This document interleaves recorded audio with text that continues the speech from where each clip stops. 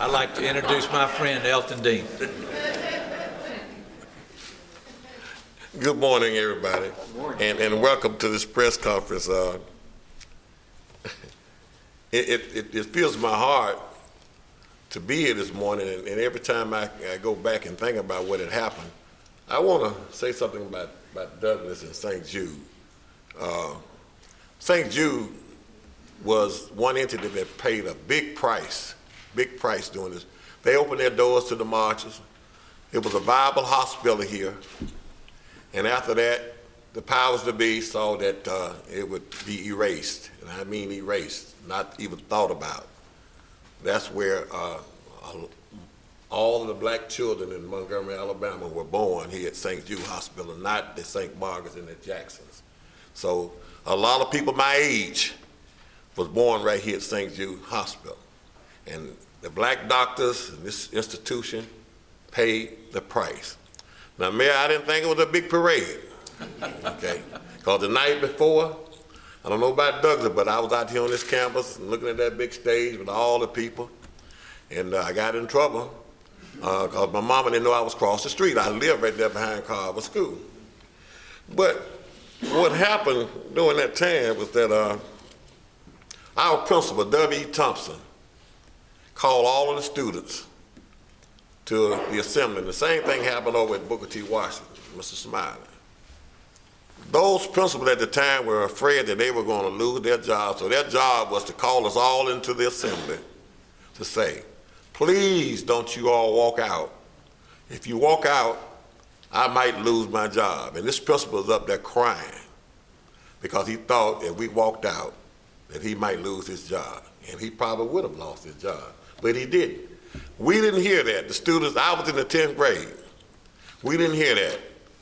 When we had the watchdogs, that's what we called it, the watchdogs, said, here come the marchers. We all just ran out the gymnasium and joined the march. 50 years later, I am not proud of where we are. I'm not proud that we don't exercise our right to vote. I'm not proud that we are not united.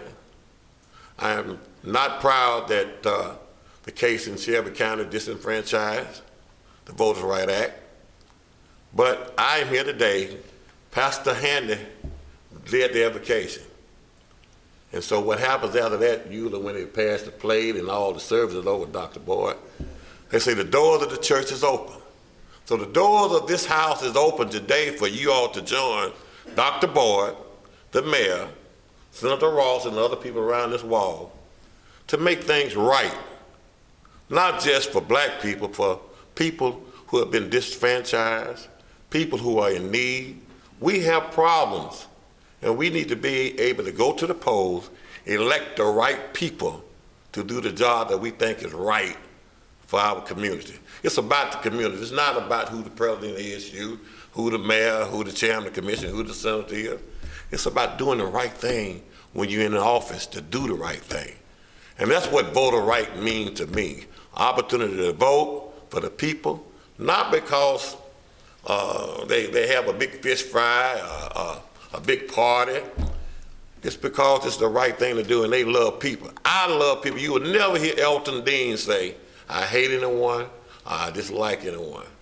My job is to make sure that people that I'm around, that I support them, people in need, that I support them. And I think we all should join in that effort today after this press conference saying, hey, I'm gonna be a part of this 50. Not to just say we're a part of the 50, but what happens after that 50. So I just thank you for you all being here, and the doors of this church is open to join forces with us. I hope that you are beginning to get the feel for the dynamics of these activities that are going on. We know about them today. We, day by day, get calls about other activities that organizations want to do. We just got confirmation last night that Tom Joyner, we all know a syndicated radio personality, will be here. He will broadcast live. He will participate. And day by day, we're getting those coming to be, wanting to be a part of this.